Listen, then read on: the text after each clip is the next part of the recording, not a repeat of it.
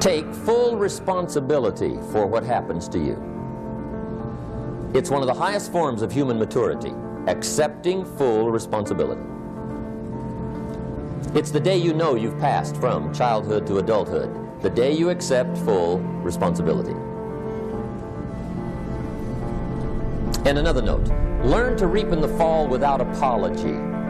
Without apology if you do well, and without complaint if you don't. That's maturity. I used to have that long list of reasons why I wasn't doing well. To explain. You got to explain, right? Otherwise you're going to look bad. I used to have this funny list called Reasons for Not Looking Good.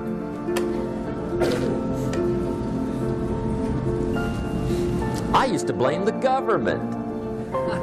I mean, you can believe that or not. It was at the top of my list. I had a lecture second to none. The government. That was on my list. I used to blame taxes. Look what you got left after they take everything. And they expect you to do well. That was on my list.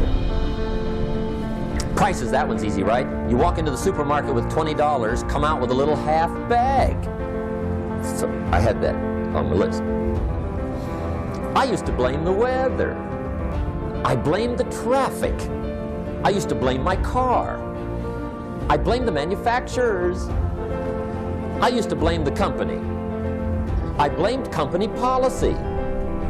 I used to blame the training program. I blamed my negative relatives. They were always putting me down. I blame my cynical neighbors. They're just selfish, looking out for themselves. Won't loan you money? They were on my list.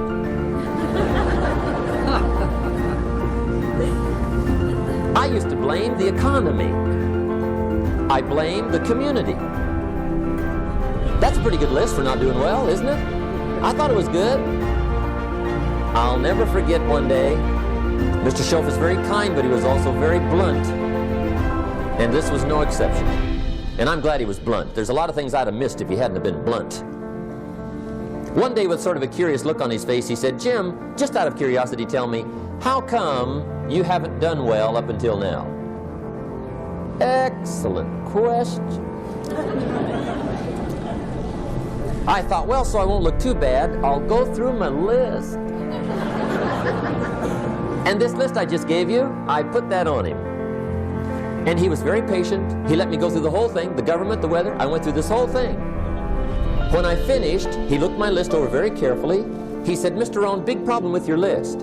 You ain't on it." How brilliant.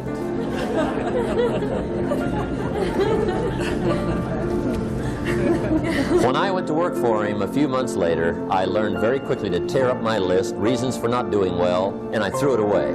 And I got me a fresh piece of paper. And I put one word on it. Me.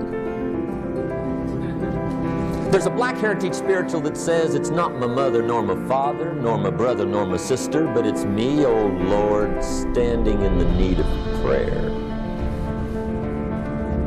See, I used to blame everything outside. And then let me give you a little philosophy that helped turn my life around.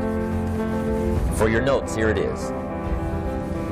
It's not what happens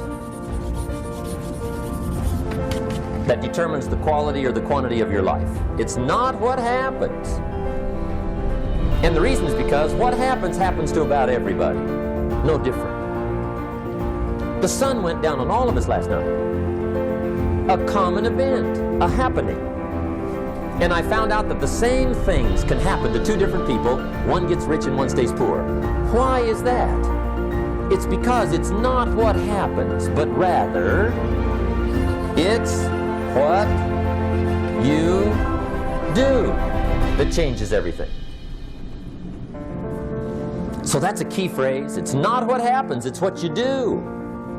It's what you do that changes everything. So that's a key phrase. It's not what happens, it's what you do. It's what you do that changes everything. So that's a key phrase. It's not what happens, it's what you do.